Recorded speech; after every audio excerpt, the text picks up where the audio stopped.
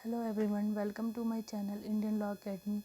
आज हम आर्टिकल 21 पढ़ेंगे और इंडियन कॉन्स्टिट्यूशन में जो कि फंडामेंटल राइट दिया हुआ है सिटीज़न और नॉन सिटीजन्स दोनों को। और आर्टिकल 21 को पढ़ने से पहले मैं एक चीज़ बताना चाहूँगी कि जैसे कि सभी पर्सन्स को या सिटीज़न और नॉन सिटीजन्स के कुछ जो फंडामेंटल राइट है, जैसे कि रोटी कपड़ा और मकान, जो नेसेसरी चीज़ें हैं वो तो मिलनी ही चाहिए। उसके अलावा भी बहुत सारे राइट्स होते हैं जो कि उन्हें मिलने चाहिए। ये जो आर्टिकल 21 है ये उन्हीं राइट्स के बारे में बात करता है। जैसे कि जो इसमें कम से कम 14 जो नेसेसिटीज़ हैं या ज़रूरत हैं सिटीज़न और नॉन सिटीजन्स की, जो कि स्टेट ड्यूटी है वो प्रोवाइड करना सोशल जस्टिस और अपलिफ्टमेंट को मेंटेन करने के लिए, तो उसमें आते हैं। लेकिन उसके अलावा भी बहुत चीज़ें इसमें इंक्लूड की गई हैं, काफ़ी इसमें अमेंडमेंट किए गए हैं। तो वो हमारे जो सोसाइटी की नीड है उसके अकॉर्डिंग ये इसमें चेंजेस होते रहे हैं या इसमें अमेंडमेंट किए जाते रहे हैं।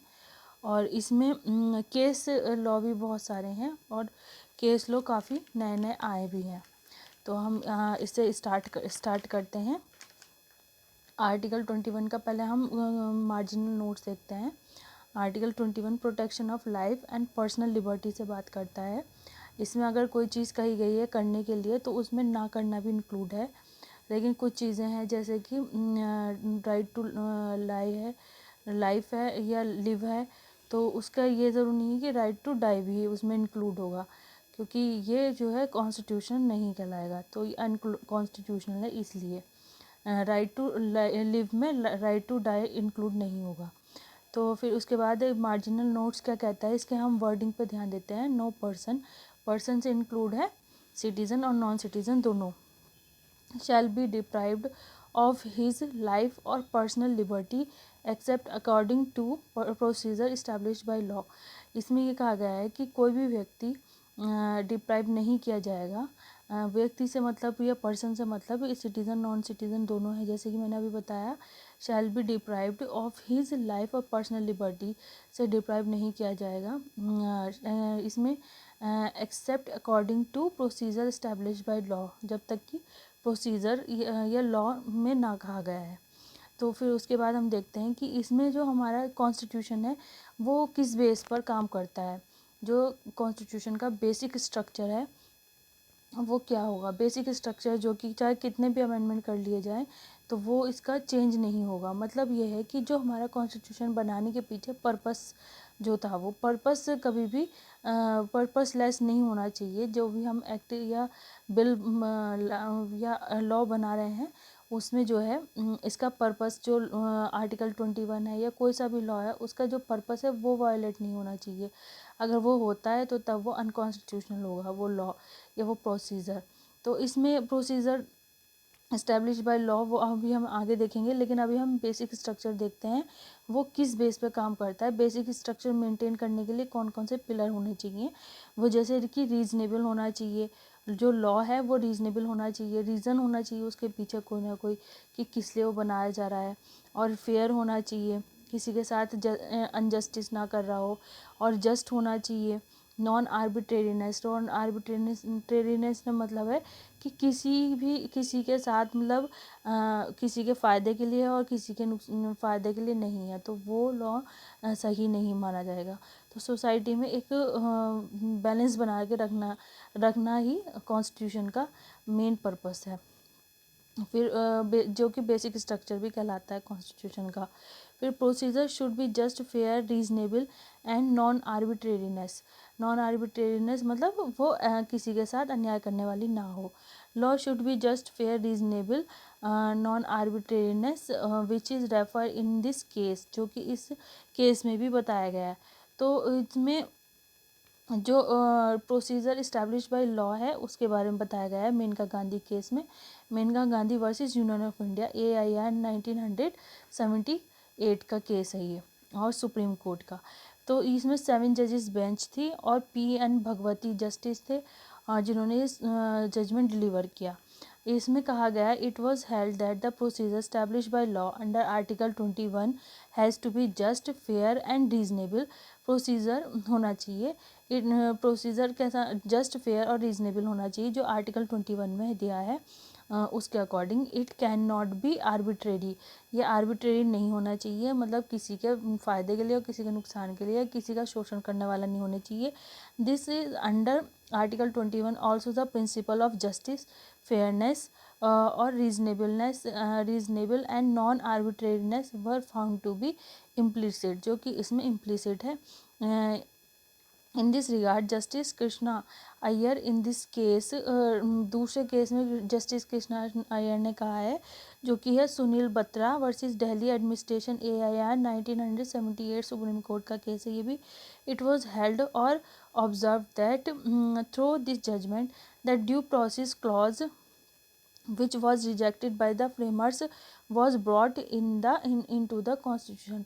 मतलब इसमें जो है ड्यू प्रोसेस, हमारे जो कॉन्स्टिट्यूशन में जो आर्टिकल 21 की मार्जिनल लाइन कह रही है उसमें कहा जा रहा है procedure establish by law.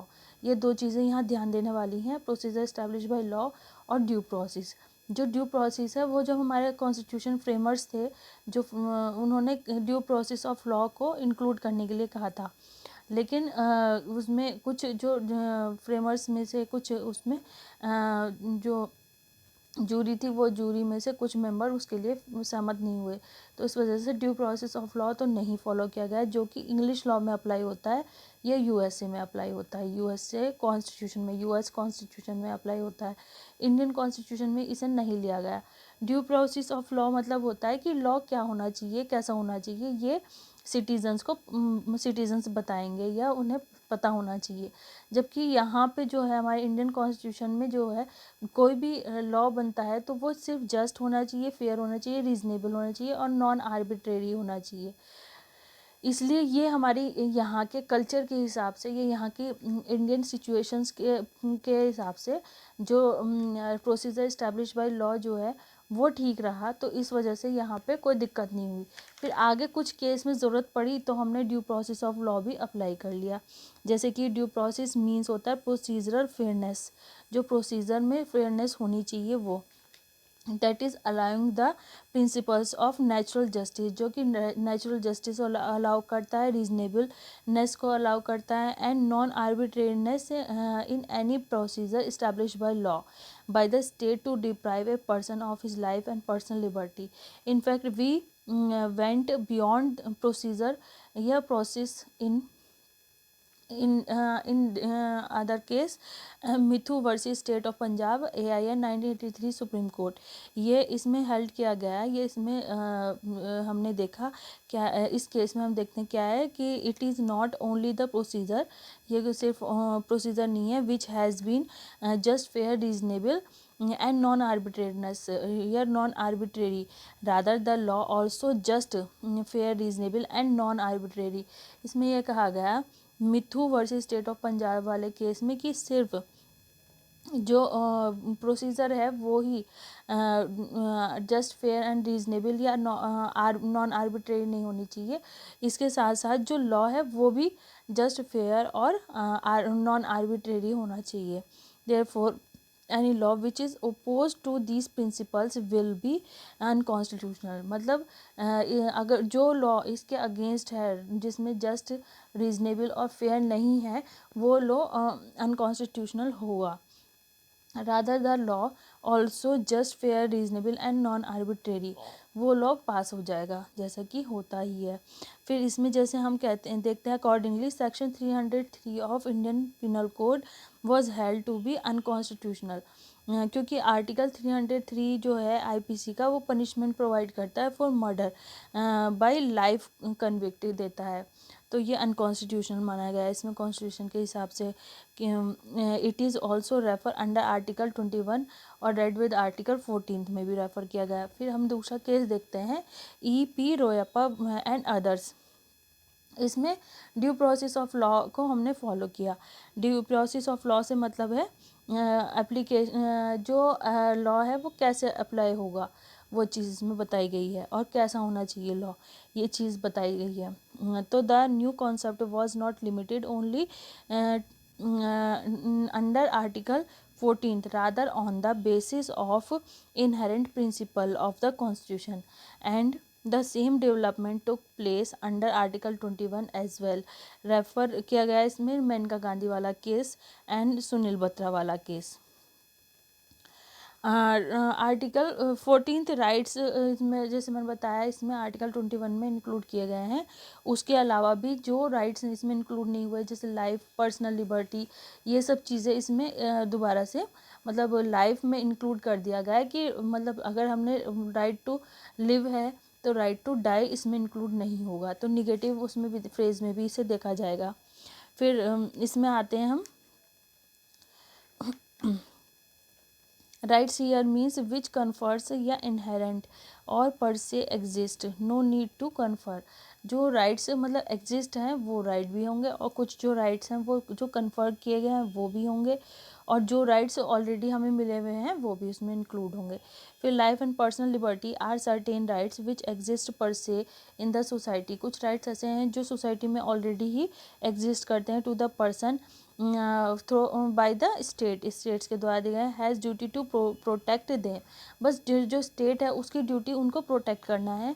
And ensure not to be violate और इन्फ्रिंज, ये इंश्योर करना होगा स्टेट को कि वो जो राइट उन्हें मिले हुए हैं सोसाइटी में ऑलरेडी मिले हुए हैं वो राइट्स क्या नहीं होंगे, वो इन्फ्रिंज नहीं होंगे। जैसे राइट टू इन्वायरमेंट मतलब गुड इन्वायरमेंट मिलना, राइट टू लिव मतलब फ्रेश एयर में रहना, या अपनी लाइफ मतलब हिज और हर कोई पर्सन किसी से मतलब शादी भी कर सकता है अपनी पर्सनल लाइफ जी मतलब अपनी चॉइस के हिसाब से, तो वो भी इसमें आता है, इंक्लूड होता है। जो इसमें मतलब क्लियर नहीं है कि कितने राइट्स हैं क्या क्या हैं, लेकिन वो इसमें आएंगे।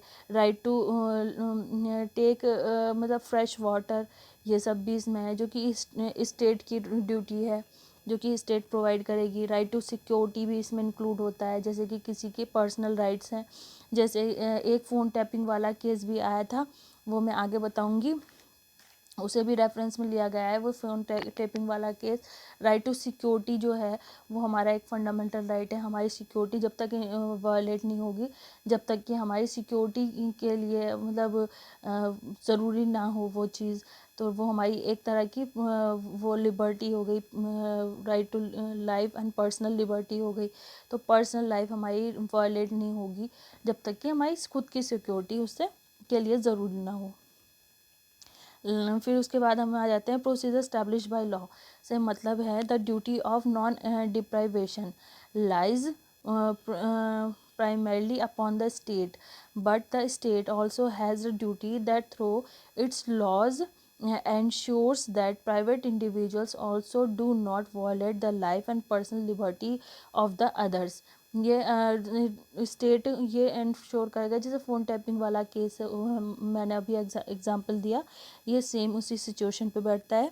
ड्यूटी ऑफ द स्टेट और स्टेट्स ड्यूटी लेजिस्लेटिव और एग्जीक्यूटिव एक्शन बाय मेकिंग और implementing the laws and state duty और ensure not to be violate the fundamental rights, ये स्टेट की ड्यूटी होगी। फिर इसके बाद आते हैं बाय लॉ। बाय लॉ से मतलब क्या है, state ensure by law not to be violates individuals fundamental rights. फिर automatic violation of life and personal liberty dignity life means loss the dignity, मतलब लाइफ एंड पर्सनल लिबर्टी में dignity भी include है। मतलब लाइफ से मतलब सिर्फ इतना ही नहीं है कि किसी व्यक्ति को जीने दिया जाए, लेकिन उसके साथ उसे डिग्निटी फुल लाइफ मिलनी चाहिए।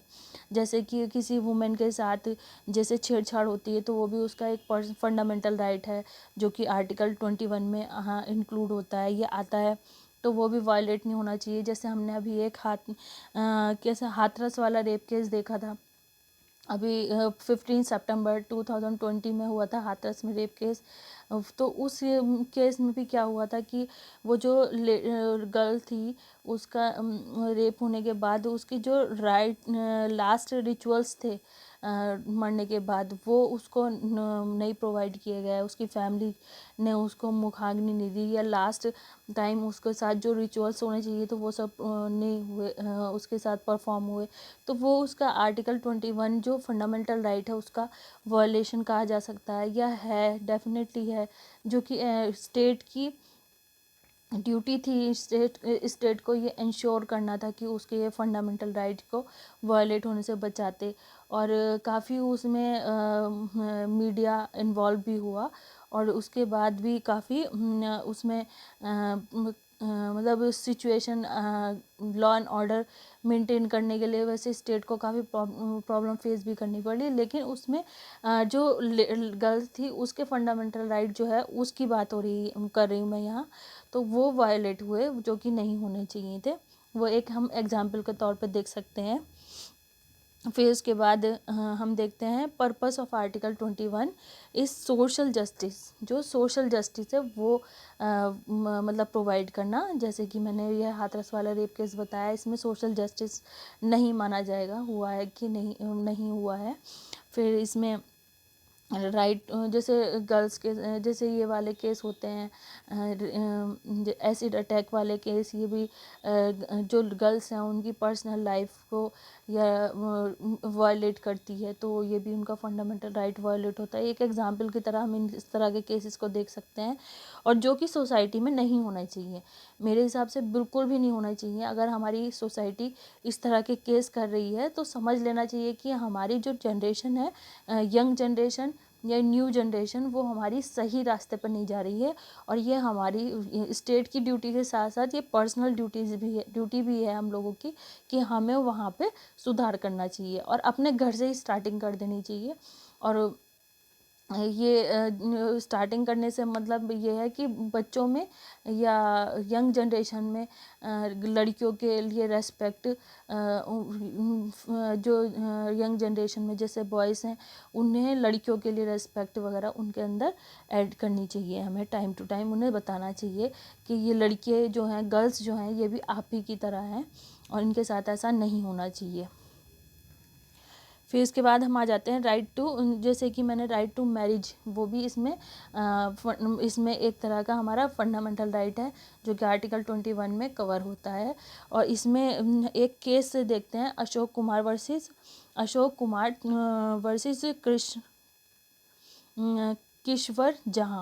किश्वर जहाँ वाला केस है, AIR 2011 का, सुप्रीम कोर्ट। इंटरकास्ट मैरिज की बात हो रही है।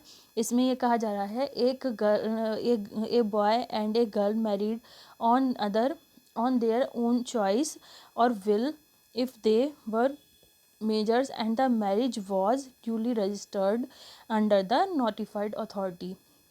The police officials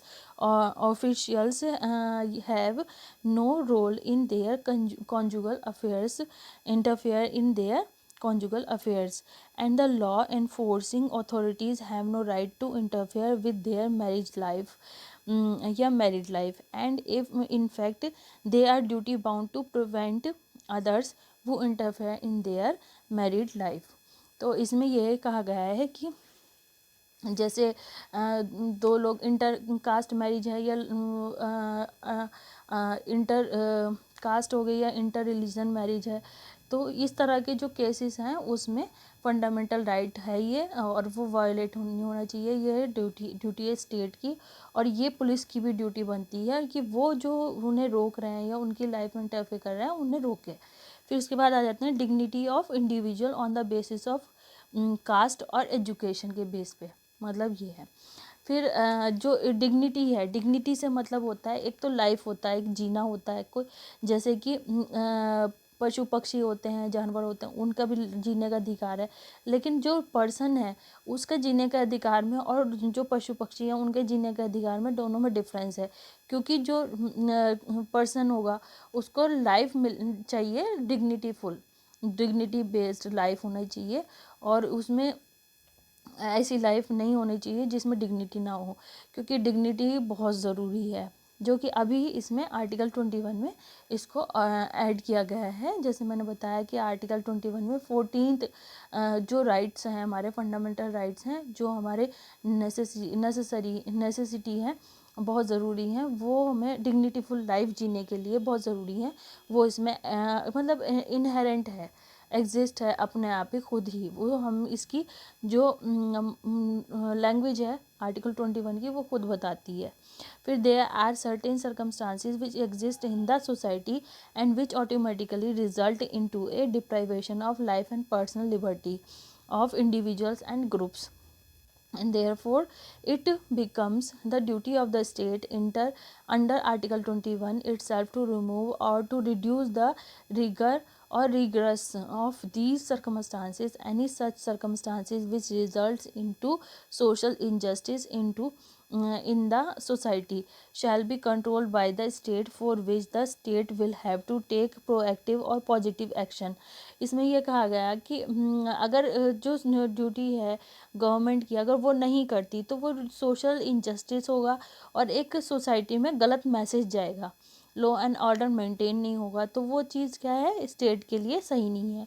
स्टेट को क्या करना चाहिए कि इंश्योर करना चाहिए और स्टेट की ड्यूटी है जिसको उसे पूरी तरह से निभाना चाहिए। और प्रोएक्टिव या पॉजिटिव ऐसे एक्शन है एक्शन होने चाहिए उन्हें वो करने चाहिए। The concept of social justice and proactive action is implicit under Article 21 as well. ये इसमें Article 21 में implicit है। Life here means life with dignity. Life से मतलब है life with dignity. Likewise, no one has right to harass any woman, females or females modesty. For example जैसे beauty contest होते हैं तो उसमें ऐसा नहीं है कि जो ब्यूटी कॉन्टेस्ट में किसी गर्ल्स का या फीमेल कैंडिडेट का क्या किया जाए, शोषण किया जाए, तो वो चीज़ वहाँ पे सही नहीं है, वो अनकॉन्स्टिट्यूशनल होगी और आर्टिकल 21 में आएगी, जो कि फंडामेंटल राइट वायलेट होने का एक केस होगा। Right to life include right to die also, लेकिन राइट टू डाई इसमें इंक्लूड नहीं है, लेकिन एक पॉजिटिव वे में इसे देखा जा सकता है। ये इसका एक एग्जांपल है, जैसे यूथनेशिया वाले केसेस होते हैं। यूथनेशिया वाले केसेस में क्या होता है कि जो पर्सन बिल्कुल उसका ऐसा है कि उसकी मेडिकल रिपोर्ट ये कह रही है कि ये ज़्यादा दिन जी नहीं सकता और अगर जिएगा तो बहुत दर्द में रहेगा और वो अपनी उस मतलब बीमारी के चलते ठीक से मर भी नहीं पा रहा है, वो एक तरह से ना तो जीवित है ना ही मृत है, वो बीच में ही है। जैसे कॉमा पेशेंट होते काफ़ी टाइम तक वो ऐसे ही मतलब कॉमा में रहते हैं, तो इस तरह के जो केस हैं वो उसमें यूथनेशिया वाले केस आते हैं। यूथनेशिया से मतलब है कि डॉक्टर्स की और उसके जो क्लोज रिलेटिव हैं या फैमिली मेम्बर हैं उनकी परमिशन लेके अगर ऐसा होता है तो जो जिस मतलब जिस जैसे कि ऑक्सीजन मास्क है या कहना चाहिए जिस भी मेडिकल हेल्प की वजह से वो मतलब ज़िंदा है उसको निकालने की या हटाने की परमिशन दी जा सकती है कोर्ट के द्वारा। ऐसा नहीं है कि वो अपनी ही मर्ज़ी से ये हटा दे, डॉक्टर्स की परमिशन ली जाएगी इसके लिए पहले। फिर इसमें जैसे अब फिर इसके एक तो यूथनेशिया वाला केस हो गया, इसे हम अभी डिटेल में देखेंगे। केस है इसका उसके केस के ज़रिए देखेंगे। फिर उससे पहले हम प्रिजनर्स के राइट देख लेते हैं। प्रिजनर्स के भी फंडामेंटल राइट होते हैं, जैसे कि उन्हें कफलिंग लगाना नहीं है। Right to remove handcuffing से मतलब जो हथकड़ी है वो लगाने के लिए मना है, लेकिन जैसे कि बहुत ज़्यादा क्रूअल या बहुत ज़्यादा ख़तरनाक कोई कैदी है तो उसके लिए है लगा सकते हैं सिक्योरिटी के पर्पज़ से, लेकिन ये नहीं कि पूरा टाइम उसको जंजीरों में बांध के रखा जाएगा, उसे उस थोड़े टाइम के लिए करा जा सकता है। फिर सेकंड है राइट टू गुड फूड, अच्छा खाना देने का राइट भी है। राइट टू रीड, पढ़ने का भी राइट है। राइट अगेंस्ट टॉर्चर के अगेंस्ट भी राइट है। और फिर these are basic human rights for maintain human dignity, ये बेसिक ह्यूमन राइट्स हैं और सिर्फ ये ह्यूमन डिग्निटी को मेंटेन करने के लिए है। In USA constitution private provide personal liberty which are very broad sense. US constitution में जो पर्सनल लिबर्टी है ये काफ़ी उसमें ब्रॉड सेंस में है। कॉन्सेप्ट ऑफ पब्लिक ट्रस्ट से मतलब क्या है? The state is the trustee which has to manage all the resources for the benefit of the people of India are the beneficial owners of the natural resources and the state is the trustee of the resources. Any misuse of the resources by the state would amount to be a breach of trust and the state will accountable और responsible for that. मतलब trustee से मतलब क्या है, state एक तरह का trustee बना दिया गया है। ट्रस्टी से मतलब क्या है, जो नेचुरल रिसोर्सेज हैं जैसे हवा पानी, जो फ्रेश एयर है वो प्रोवाइड करने की स्टेट की ड्यूटी है। फ्रेश एनवायरनमेंट और फ्रेश वाटर, और मतलब लॉ एंड ऑर्डर मेंटेन होना चाहिए सोसाइटी में, को मतलब फ्री क्राइम भी होना चाहिए, फ्री लेस क्राइम लेस होनी चाहिए सोसाइटी। तो ये हमारी स्टेट की ड्यूटी है, एक तरह के ट्रस्टी की तरह काम करेगी, जो कि इंश्योर करेगी समय समय पर कि लॉ एंड ऑर्डर ठीक से मेंटेन हो रहा है या नहीं, लोगों की जो ज़रूरत है वो पूरी तरह से पूरी हो रही है या नहीं। अगर नहीं होगी, जैसे कि हम कभी कई बार देखते हैं कि हम जैसे पानी यूज़ करते हैं तो उसमें मेडिसिन की मतलब स्मेल आती है, तो वो उससे मतलब क्या है कि जो वो हमें फ्रेश वाटर या साफ़ वाटर देने, पानी देने की हमारी स्टेट की ड्यूटी है, जिसको परफॉर्म करते हैं, और उसमें मेडिसिन वगैरह डाली जाती है जिससे बीमारी ना फैले इस तरह से। और टाइम टू टाइम मच्छर या मारने के लिए भी फॉगिंग की जाती है। ये सब चीज़ें क्या है कि ये स्टेट या गवर्नमेंट जो है एज ए ट्रस्टी काम करती है हम लोगों के लिए, और वो इंश्योर करती है टाइम टू टाइम कि ऐसा ना हो कि लोगों को इससे बीमारी होने लगे। तो जैसे अभी कोविड-19 चल रहा है, तो उसके लिए भी काफ़ी फ्री टेस्ट चल रहे थे और मास्क वगैरह भी प्रोवाइड करवाए जा रहे थे।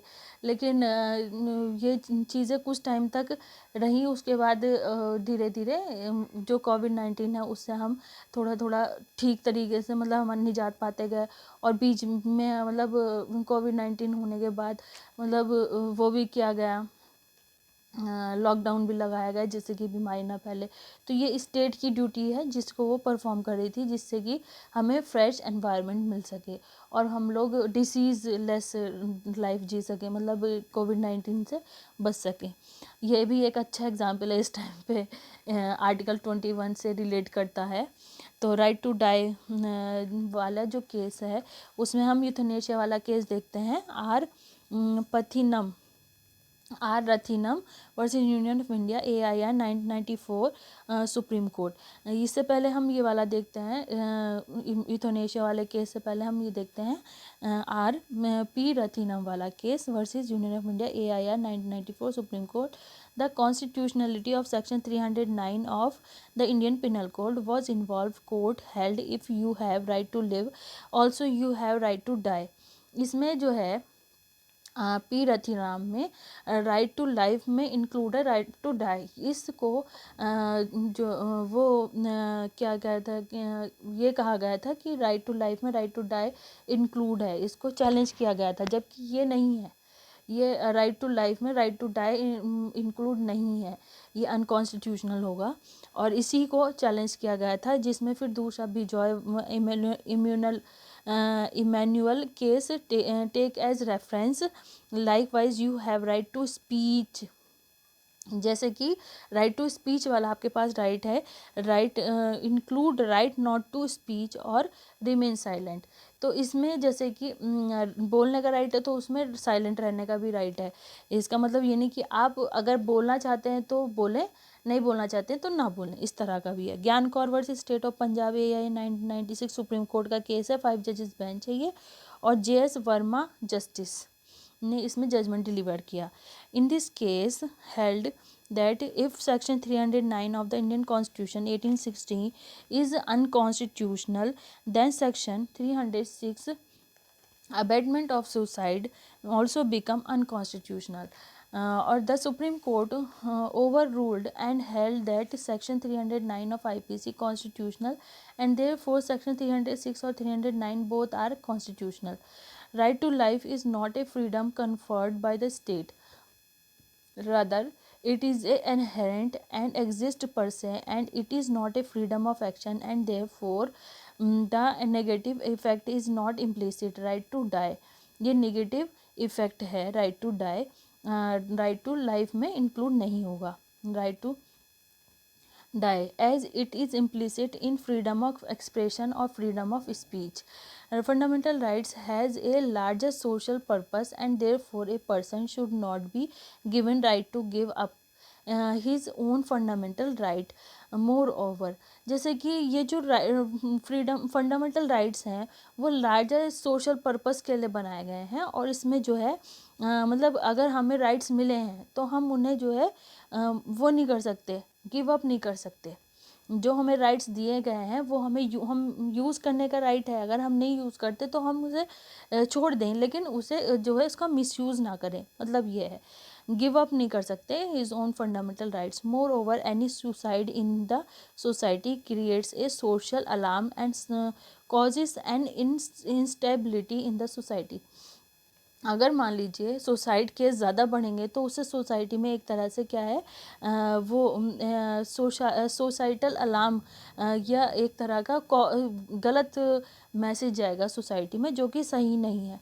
जैसे कि किसान काफ़ी रेप वो किसान काफ़ी वो करते हैं, सुसाइड करते हैं, तो उसके लिए अभी फार्म एक्ट बनाए गए हैं जिससे कि वो लोग ना करें, क्योंकि ये सोसाइटी के लिए सही नहीं है सुसाइड वगैरह करना, कमिट करना। तो giving as a fundamental right then the changes of the people encouraging the commission of suicide will grow. अगर ऐसा नहीं किया गया, रोका नहीं गया, तो सुसाइड केस ज़्यादा से ज़्यादा होंगे। Section 306 of IPC 1860 abetment of suicide and section 309 of IPC effect upon the commission of suicide and hence they are not unconstitutional या unconstitutional होगा अगर कोई सुसाइड कमिट करता है, इसलिए उसे रोका जाने के लिए सुसाइड जो है नहीं कमिट करना चाहिए, ऐसा कहा जाता है। राइट टू लाइफ में राइट टू डाई इंक्लूड नहीं है, ये अनकॉन्स्टिट्यूशनल है। फिर इथोनेशिया और मर्सी किलिंग केस, राइट टू डाई में मर्सी किलिंग वाले केस एक इसका एक्सेप्शन की तरह ले सकते हैं इसे। Right to live include right to die, जैसे Aruna Ram Chandra Shanbaug versus union of India AIR 2011 supreme court का केस है। और इसमें क्या कहा गया था, सुप्रीम कोर्ट का जो ये केस है इसमें 2 जजेस की बेंच बनाई गई और इसमें जस्टिस मार्कंडे काटजू और ज्ञान सुधा मिश्रा, ये 2 जजेस की इसमें वो बनाई गई, कमेटी बनाई गई, जिसमें उन्होंने ये कहा गया कि यूथनेशिया वाले मामले होने चाहिए कि नहीं होने चाहिए, इस पर एक डिस्कशन किया गया इस कमेटी में। अब अरुणा शामबाग वाले केस का जो फैक्ट है वो मैं बताना चाहूँगी। इसमें एक नर्स थी अरुणा शामबाग और उनका जो है क्या हुआ था, उनके साथ गैंग रेप हुआ था, जिसकी वजह से वो कोमा में चली गई थी और काफ़ी टाइम तक वो कोमा में ही रही। तो उनकी एक फ्रेंड थी जो कि एक राइटर थी, उन्होंने क्या किया, उनके बिहाफ पर रिट पिटीशन फाइल की कि उन्हें यूथनेशिया के थ्रू जो ये मेडिकल हेल्प में जो है रह रही हैं, मेडिकल सपोर्ट में जो ये हैं, जैसे कि वो वेंटिलेटर पर थी, उसे हटाने का राइट दिया जाए उन्हें। डायरेक्ट मतलब ये नहीं कि जहर का इंजेक्शन लगा दिया जाए, ऐसा नहीं होता। यूथनेशिया वाले केसेस में ये है जो बंदा बहुत टाइम से बीमार है, जैसे कि हमने एक मूवी भी देखी थी ऐश्वर्या राय की और ऋतिक रोशन वाली, जिसका नाम है गुजारिश मूवी। तो उसका सेम उसमें ऐसी ही एक कंडीशन दिखाई गई है, यूथनेशिया वाला ही केस है वो भी। तो उसमें ऐसा है कि जब ज़्यादा टाइम हो जाता है मरीज़ को तो वो परेशान हो जाता है अपनी लाइफ से, तो उसे जो है वो अगर खुद इस कंडीशन में कि वो कंसेंट दे तो वो उसकी कंसेंट ले ली जाएगी, और अगर वो इस कंडीशन में नहीं है कि वो कंसेंट दे तो उसके जो क्लोज रिलेटिव, क्लोज फ्रेंड्स होंगे या और उसका जो डॉक्टर्स की लेकिन उसके डॉक्टर की राय ली जाएगी, उसके लिए एडवाइस लिया जाएगा, उसके बाद ये कदम उठाया जाएगा। तो वो जो मेडिकल सपोर्ट पर वो है वो हटाने का राइट होगा, ना कि डायरेक्ट मारने का। तो जैसे कि ऑक्सीजन गैस है वो हटाने का राइट दे दिया जाएगा या वेंटिलेटर पे से हटा दिया जाएगा, इस तरह की चीज़ है। जैसे अरुणा शामबाग वाले केस में भी ये हुआ। इसको पैसिव यूथनेशिया और पॉजिटिव यूथनेशिया कहेंगे, और इसको बिना कंसेंट के नहीं किया जाएगा, या तो मरीज़ के कंसेंट ली जाए या फिर वो उसके बिहाफ पर किसी फ्रेंड की या पेरेंट्स की, फैमिली मेम्बर की, क्लोज फ्रेंड की, ऐसे इस तरह के जो उनके मतलब जो उनके अच्छा सोचता हो। फैक्ट ऑफ द केस के फैक्ट मैंने अभी आपको बता दिए। फिर उसके बाद मर्सी किलिंग भी कहा जाता है इसे यूथनेशिया वाले केस में। और इसमें जो वो है जो the chief justice appoint a committee of two seated high court जजेस and the committee will take opinion of their reputed doctors of the same field where possibility to save the victim. जहाँ possibility होगी victim को बचाने की वहाँ वो बचा लेंगे, और अगर नहीं होगी तो वो परमिशन भी दे सकते हैं। The opinion is sought regarding the possibility the victim surviving by any chance, and if all the doctors gives the opinion that there is no possibility of surviving a survival, then only the mercy killing is allowed. Under this condition it will not think unconstitutional। इसको unconstitutional नहीं माना जाएगा क्योंकि वो उसके benefit के लिए होगी। और ये मर्सी किलिंग जो है ये एक तरह की उसकी ज़रूरत है। अगर ऐसा नहीं होगा तो वो मतलब तड़प तड़प के मतलब जी रहा है। जैसे अरुणा शामबाग वाले केस में वो काफ़ी टाइम से उसमें ही थी, कॉमा में ही थी, तो उनकी फ्रेंड को ने उनके बिहाफ पर रिट पिटीशन फाइल की थी मर्सी किलिंग के लिए। इसमें अभी मैं एक दो लाइनें बोलना चाहूँगी। मिर्ज़ा गालिब की हैं ये। मरते हैं आरज़ू में मरने की, मौत आती है पर नहीं आती। मरते हैं आरज़ू में मरने की, मौत आती है पर नहीं आती मरने के लिए। मतलब हम आरज़ू कर रहे हैं लेकिन मौत नहीं आती, इस तरह से।